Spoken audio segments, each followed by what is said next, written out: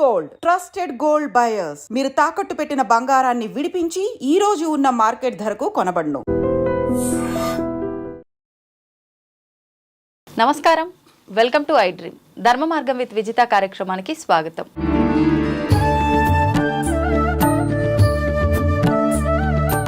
ప్రస్తుతం మనతో పాటు ఉన్నారు ప్రముఖ జ్యోతిష పండితులు బ్రహ్మశ్రీ నందిబట్ల శ్రీహరి శర్మ గారు. ఇప్పుడు గురుగారితో మాట్లాడేద్దాం. నమస్కారం గురుగారు. వాగర్థావివ సంపృక్తౌ వాగర్థ ప్రతిపత్తయే జగతః పితరౌ వందే పార్వతీ పరమేశ్వరౌ. సదాశివసమారంభాం శంకరాచార్య మధ్యమాం అస్మదాచార్య పర్యంతం వందే గురు పరంపరాం.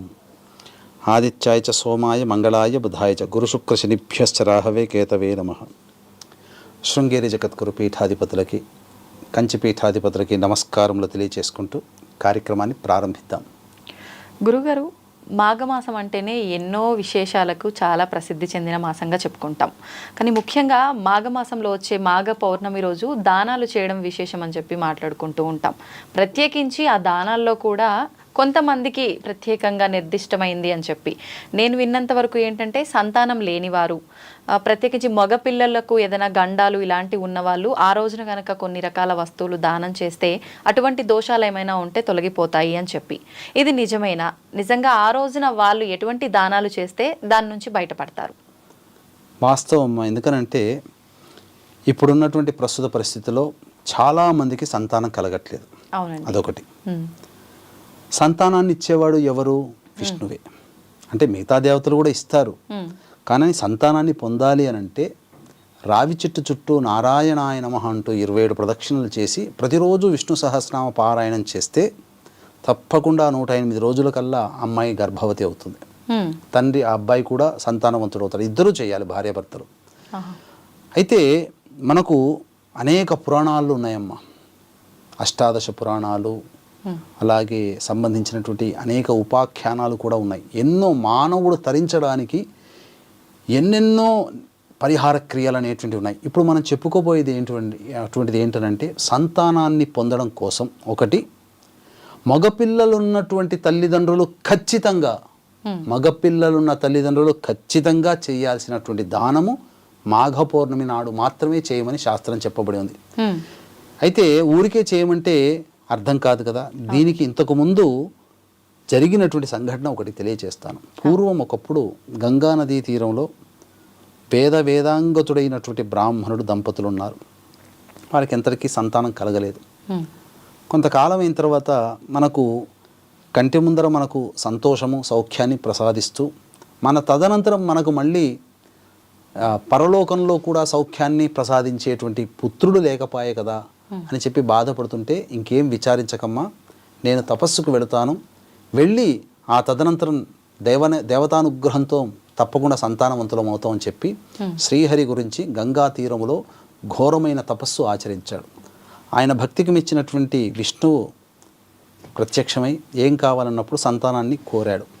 ఆ విధంగా అచిరకాలంలోనే మీకు మంచి సంతానం కలుగుతుంది, మీ వంశం వృద్ధి అవుతుందని చెప్పి దీవించడం జరుగుతుంది. ఆ తదనంతరం రాగానే చక్కగా సంతానవంతుడు, ఆయన భార్య గర్భవతి అవుతుంది, సంతానం పొందుతుంది. సంతానం వచ్చిన తర్వాత ఒకనాడు నారదుడు వెళుతూ ఆ దంపతుల దగ్గరికి వెళ్ళి చూసిన తర్వాత ఆ బాలుడిని చూసి, ఈ బాలుడికి 12వ సంవత్సరంలో గండం ఉన్నది, మిమ్మల్ని విడిచి వెళ్ళిపోతాడు అని చెప్పి వెళ్ళిపోతాడు. అంతటా ఆ రోజున మొత్తం ఇక ఆ రోజంతా నిద్రపోకుండా భార్యాభర్తలు ఇద్దరు కూడా చాలా బాధపడుతూ ఉన్నారు.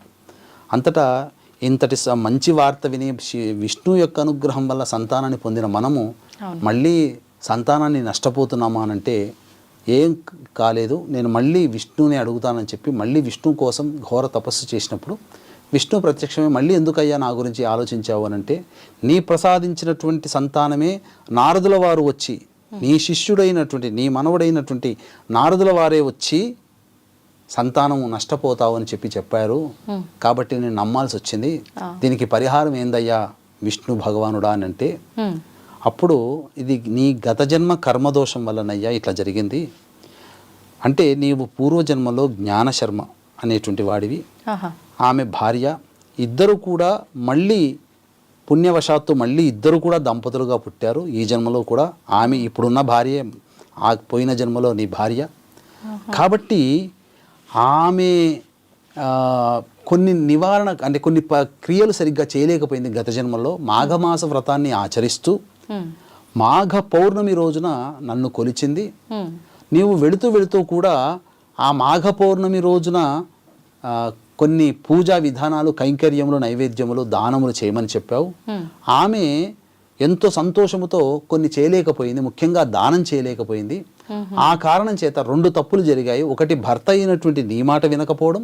2, మాఘ పౌర్ణమి నాడు నన్ను ఆచరించి దానాది కార్యక్రమాలు చేయలేకపోవడం వల్ల 2 తప్పుల వల్ల నీకు ఈ జన్మలలో 12వ ఏట మరణించగలిగేటువంటి సంతానాన్ని పొందడం జరిగిందయ్యా అని అంటే, మరి దానికి ఏమీ లేదా అనంటే, అప్పుడు గుడాన్నము నివేదన చేసి నన్ను పూజించి ఆ యొక్క బాలకుడిని గంగాజలము స్నానం ఆచరింపచేసి ఆ రోజున నన్ను పూజించి గుడాన్నము గనక నువ్వు దానం చేసినట్లయితే, పూర్వజన్మలో చేయలేదు కాబట్టి నీ భార్య చేత ఇద్దరు కూడా కలిసి ఈ జన్మల్లో మీరు ఆ దానం చేయండి, నీ కుటుంబంలో మళ్ళీ ఇంకా ఎటువంటి దుర్మరణాలు అంటూ ఉండవు, వృద్ధి చెందుతుందని చెప్పి చెప్తాడు. ఆ విధంగా భార్య దగ్గరకు వచ్చి గత జన్మల్లో ఈ విధంగా చేయలేకపోయావమ్మా అని అనగానే మాఘ పౌర్ణమి కోసం ఎదురు చూడడం. మాఘ పౌర్ణమి రోజున గంగానదీ తీరంలో ఆ యొక్క బాలుణ్ణి స్నానం ఆచరింపచేసి తదనంతరం కూర్చోపెట్టుకొని చక్కగా వ్రతం ఆచరించి ఈ విధంగా పాయసాన్నం, గుడాన్నం అంటే పాయసాన్నాన్ని విష్ణు భగవానికి నివేదన చేసి అది అందరికీ కూడాను దానం చేసింది. ఈ విధంగా చేసినటువంటి కారణం చేత ఇక ఆ దంపతులకి ఇద్దరికి కూడా ఆ పిల్లవాడి దోషం తొలగిపోయి చిరకాలము 100 ఏళ్ళు చక్కగా జీవించడం జరిగిందమ్మా. అయితే ఇప్పుడు ఈ కథలో ఉన్నట్టుగా ప్రతి ఒక్కరు కూడా ఈ విధానాన్ని ఆచరించాలా, లేదంటే ఇప్పుడు మీరు నది స్నానం అని చెప్పారు, అక్కడే కూర్చొని వ్రతం అన్నారు, అలాగే చేయాల్సి ఉంటుందా? ఏదైనా మార్పు? పూర్వకాలంలో నదీ తీరంలోనే సామాన్యులందరూ, మా ప్రజలందరూ ఉండేవాళ్ళు కాబట్టి అది అవకాశం ఏర్పడింది. అవునండి. ఇప్పుడు నదులున్న చోట లేము కదా, హైదరాబాదు ఎక్కడైనా కానీ, వైజాగ్ కానీ ఇంకెక్కడైనా పట్టణాలు, కర్నూలు వీటన్నిటిలో నదులు ఉండవు. కాబట్టి ఏం చెయ్యాలి అని అంటే, వీక్షించేటువంటి ప్రేక్షకులు కూడా గమనిక, ఈ యొక్క మాఘ పౌర్ణమి సందర్భంగా ప్రయాగ క్షేత్రంలో జాతకరీత్యా కలుగు అన్ని రకాల దోష నివారణకి, అనగా విద్య, వివాహ, ఉద్యోగ, దాంపత్య, సంతాన, అనారోగ్య సమస్యల నివారణకి సర్వదోష నివారణ పూజలు, హోమాలు, అలాగే గత జన్మ కర్మదోషాలు ఉండడం వల్ల ఈ జన్మలో సమస్యలు కాబట్టి గత జన్మ కర్మదోష నివారణ తిల హోమాలు, మరియు 2025వ సంవత్సరంలో శని ప్రభావం అన్ని రాశుల వారికి ఉంటుంది కాబట్టి శని దోష నివారణ హోమాలు పర్ హెడ్ 2100 రూపాయలకి చేయించడం జరుగుతుంది. అవకాశం ఉన్న వాళ్ళు కార్యక్రమ తదనంతరం కాంటాక్ట్ చేసి మీ గోత్రనామాదులు నమోదు చేసుకోవచ్చు. ఏం చెయ్యాలి? సామాన్యులైనటువంటి మనం పల్లెటూళ్ళలో కాకుండా పట్టణాల్లో ఉంటాం. ఏం చెయ్యాలి అని అంటే, మనకు బయట ఎక్కడికి పోయినా కానీ గంగాజలం దొరుకుతుంది కదమ్మా. అవునండి. పిల్లలతో సహా అందరూ కూడా ఆ గంగాజలాన్ని బకెట్ నీళ్ళలో వేసుకొని శ్రీహరి నామస్మరణ చేసుకుంటూ ఆ పౌర్ణమి రోజున స్నానం ఆచరించాలి. ఓకే. ఆచరించిన తదుపరి చక్కగా వీలైతే ఆ రోజు ఉపవాసం ఉంటే మంచిది. ఉపవాసం ఉండి ప్రదోషకాల ఇంటిలిపాది ఉండవచ్చు. ప్రదోషకాల సమయంలో ఇప్పుడు చెప్పబోయేటువంటిది మగపిల్లలున్న ప్రతి తల్లిదండ్రులు, అలాగే సంతానం లేనివారు, మగపిల్లలు గనక ఉంటే గండ దోషంలో అపమృత్యు భయ దోషాలు పిల్లలకి లేకుండా దీర్ఘాయుష్మంతులైనటువంటి పిల్లలు. ఎందుకనంటే ఇది గత జన్మలలో చేసిన దోషం వల్ల పిల్లలకి ఈ మరణాలు సంభవిస్తున్నాయి కాబట్టి అటువంటి దౌర్భాగ్యం వీక్షించేటువంటి మన ప్రేక్షకులకి ఉండకుండా ఉండడం కోసం మాఘ పౌర్ణమి రోజున చేయాల్సినటువంటి విధానం ఏంటంటే, ఆ రోజంతా అవకాశం ఉంటే ఉపవాసం ఉండడం. ప్రదోషకాల సమయంలో సత్యనారాయణ స్వామి వ్రతాన్ని ఆచరించండి. అర్థమైంది కదమ్మా. విష్ణు పూజ అంటే సత్యనారాయణ స్వామి వ్రతం.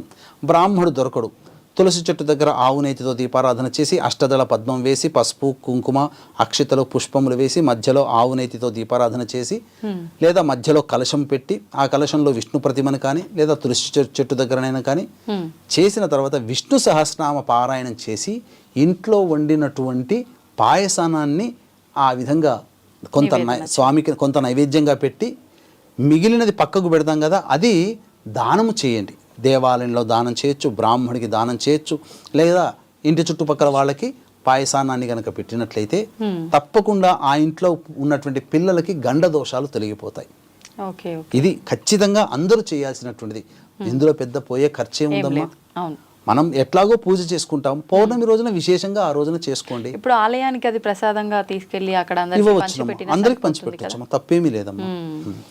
మొత్తానికి ఇటువంటి విధానాన్ని ఆ రోజు కనుక ఆచరిస్తే ఏమన్నా మనకు తెలిసి తెలియక పిల్లలకి ఏమైనా దోషాలు మనకు తెలియదు కదమ్మా, మనకు తెలియదు కదా. ఇప్పుడు వాళ్ళ జాతకం ప్రకారము వాళ్ళు ఉంటారు, ఇప్పుడు అక్కడ కథలో కూడా ఏంటి, ఇది నారదుడు విష్ణువు సంవాదం జరిగినటువంటిది. విష్ణువు నారదుడు ఉన్నాడు అని అంటే అది ఖచ్చితంగా అది కథ కాదు, చరిత్ర. అంటే జరిగింది, మనకు తెలియచేయడం కోసం కథ రూపంలో తెలియచేశారు. కాబట్టి అది వాస్తవానికి జరిగినటువంటి ఘటన. కాబట్టి ఇప్పుడు తల్లిదండ్రులుగా ఉన్నటువంటి పిల్లలు, వాళ్ళ పిల్లలు ఎవరైనా వాళ్ళ పిల్లలు ఆరోగ్యంగా ఉండాలి, నిండు నూరేళ్ళు, ఎటువంటి గండ దోషాలు, అసలు జ్వరం వస్తేనే తట్టుకోలేరమ్మా. ఆడుకుంటుంటే కింద పడి దెబ్బ తగిలి రక్తం కారితేనే తట్టుకోలేము, గీరుకుంటేనే తట్టుకోలేము. అటువంటిది గండములు ఉన్నాయంటే తట్టుకోగలుగుతారా ఏ తల్లిదండ్రులైనా? కాబట్టి అవి ఉన్నాయో లేవో మనకు తెలియదు, జాతకంలో మనం చూసుకోలేము. అయితే ఆ దోషం పోతుంది కదా, సాక్షాత్తు విష్ణువే కదా చెప్పింది. అందులో మాఘమాసంలో మాఘ పౌర్ణమి రోజునే చెయ్యాలన్నటువంటి పూజా నియమం ఇది. మళ్ళీ వచ్చే సంవత్సరం దాకా చూడాలి. కాబట్టి ఇప్పుడు చేసుకుంటే తప్పేముంది, ఇంట్లో పూజ చేసుకోలేమా? ఆ మాత్రం ఒక అరగంట గంట కేటాయించుకోలేమా? ఇప్పుడు మగపిల్లలు అన్నారు, అది ఓన్లీ అంటే వివాహం కాని వాళ్ళ విషయంలోనే, వివాహం అయిన వాళ్ళ పిల్లలకు సంబంధించిన తల్లిదండ్రులు కూడా చేసుకోవచ్చు? తల్లిదండ్రులు ఎవరైనా చేసుకోవచ్చు. మగపిల్లలు అన్న తర్వాత గండ దోషములు, మానవుడికి గండ దోషాలు చెప్తానమ్మా. 8, 16, 24, 32 సంవత్సరాల వరకు గండ దోషములు ఉంటాయి. బాలారిష్ట దోషములు అని అంటారు. ఇవన్నీ అల్పాయుష్ని సూచిస్తాయి. కాబట్టి 32 ఏళ్ల పిల్లల వరకు ఉన్నటువంటి వాళ్ళందరూ కూడా ఆచరించదగినటువంటిది. ఏముందమ్మా ఇందులో, పైసా ఖర్చు అయ్యేది ఏముంది చెప్పండి? మన భక్తిని మనం చూపించుకోలేమా? మన ఫ్రెండ్స్ 10 మంది 2, 3 వస్తే వాళ్ళు ఎవరు వచ్చారో వాళ్ళకి ఇష్టమైన వంటకం ఏం చెయ్యాలని చెప్పి వాళ్ళు మెచ్చుకోవడం కోసం హడావిడి చేసి గొప్పగా వంటకాలు పెడుతుంటామే. మరి జీవితాన్ని ఇచ్చినటువంటి వాడు, అన్ని నడిపించేటువంటి ఆ పరమాత్ముడి కోసం ఈ చిన్న పని, పరమాత్మని పక్కకు పెట్టిన మన కడుపున పుట్టిన సంతానం కోసం చేసుకోలేమా?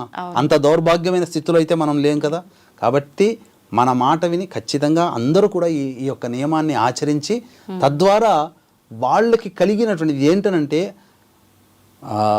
అనుభవైక్య నైవేద్యం అని చెప్పి కృష్ణ భగవానుడు అన్నాడు. అనుభవిస్తేనే అది తెలుస్తుంది, తింటేనే రుచి తెలుస్తుంది.